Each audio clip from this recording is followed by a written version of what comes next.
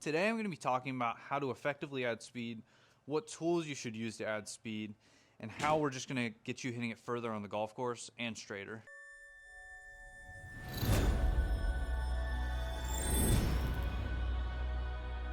What I see on a daily basis when people come in and we work on driver, and specifically they're looking to add speed, what we see is they end up taking the club back too slow. So a common misconception we've had for years in the game of golf is you should have a slow takeaway to help you hit the ball straighter. So potentially you'll hit the ball straighter, right? But we're never going to add any speed that way. So what people end up doing is they'll take the club back very slowly, and then at the top of their swing and transition, they're going to change directions very, very quickly. And what that's going to do, it's going to throw off the timing and the rhythm of the golf swing. It's going to throw off the timing of the lower body with the upper body and so on and so forth. So then, yes, they may have added speed, but they're hitting it all over the place. What we see a lot of times is people are just using their core and their chest and their shoulders and their arms to generate as much speed as possible. At some point, you're just not going to have enough momentum and enough force to create enough speed just by using your arms purely. So we need to use the ground a little bit more.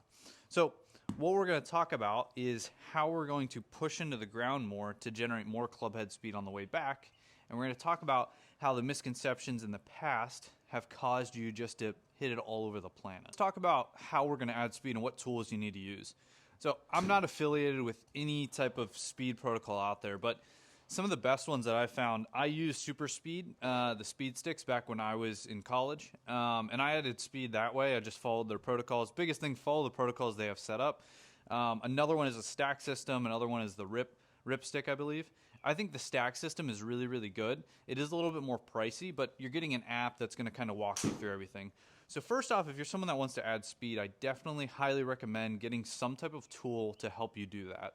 So after we've established whatever tool you want to use, we then need to talk about how you're going to use the ground to generate more speed. What I actually want you doing, and I've talked about this in some of my prior videos, is we're actually going to feel like we kick the club forward. So without a golf ball, what I want you to do is get set up. In your position here, we see this with a lot of long drivers, and I can share some of their videos here. Kyle Berkshire, I believe is how you say his name, and then Bryson. What they're going to do is you'll actually visibly see them push into their lead side and then swing the club back as fast as they can. So they're generating tons and tons of momentum by pushing forward and then swinging the club back.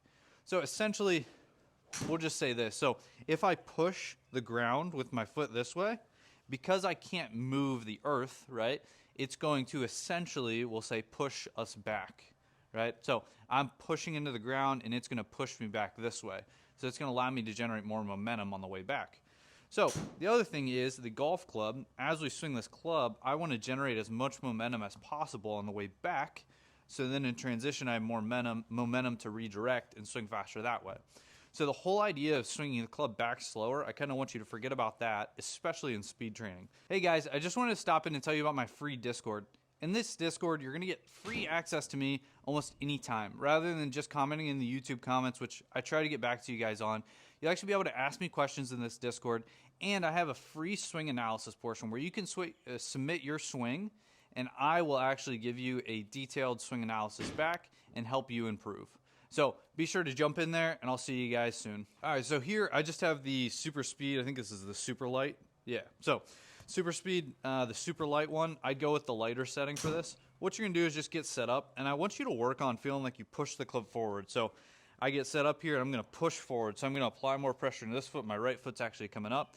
And then what I want to do, as I swing this club back, I want to push back into my right and swing the club back as fast as I can. So this is going to be set up by doing a slight push forward, followed by pushing back into the right as hard as I possibly can, and feeling like I'm swinging this club back as fast as possible, okay? So what I do not want to see is like push like this, and then you go back slowly here, and then you swing the arms up really fast. I don't want to see that. I want to see a push left, and right from here, as we push back into our right foot, we're accelerating the club as fast as we can back in this direction. So the whole idea, again, of trying to swing the club slower on the backswing is something we do not want. And now I'm trying to get you to use your feet and use the ground to generate more speed and momentum on the way up to the top of your swing. All right, let's go through a little protocol of how I want you to practice this and add speed. one, do your speed training with whatever tool you're going to use. But for this example, I'm going to use the Super Light by Super Speed. And what I'm going to do, I'm going to get set up, and I'm going to take like 3 to 5 swings. I'm going to try to swing this club as fast as possible. What I want you to do is have some sort of measuring device. So today I'm going to be using TrackMan, right? Ripstick, I think you can get a little tracker. Same thing with the other ones. So Super Speed, they have a radar, and then also the Stack system has a radar. Alrighty, so now that you have your radar set up, we're gonna get started. So we're gonna take 3 swings, and I want you to feel like you progressively get faster and faster with each swing. We're gonna feel like we push this club forward, rock it forward, and then swing it back as fast as I can. So here. So there on my first swing, I got 118.7. So one thing I didn't like that I did there, I hit the ground a little bit, but we're just going to keep going. So I'm going to try to swing faster now. So I'm going to push it forward, and I'm going to swing the club back as fast as I can by pushing it to my right and swinging my arms up very fast. I just got 125 there, and then I'm going to do one more. 123, so I got a little slower on the last one. So now I want you to grab your driver, same thing with the radar. I want you to feel like you're going to generate as much speed as you can with that same feel.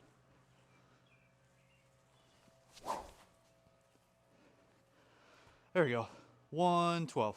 Alrighty, so after you go through that little protocol, then I want you to try to hit some golf balls with it. I want you to try to add some speed, see what speed you can get to while you're doing this. So again, push forward, push back into your right, and swing the arms back fast.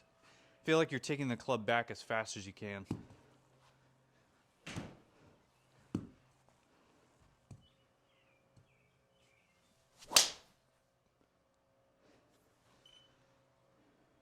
To add more speed, we need to increase our hand path. So what I see on a common occurrence when people come in and want to add speed, they have this very short, flat backswing where the right elbow gets tucked to the body, right?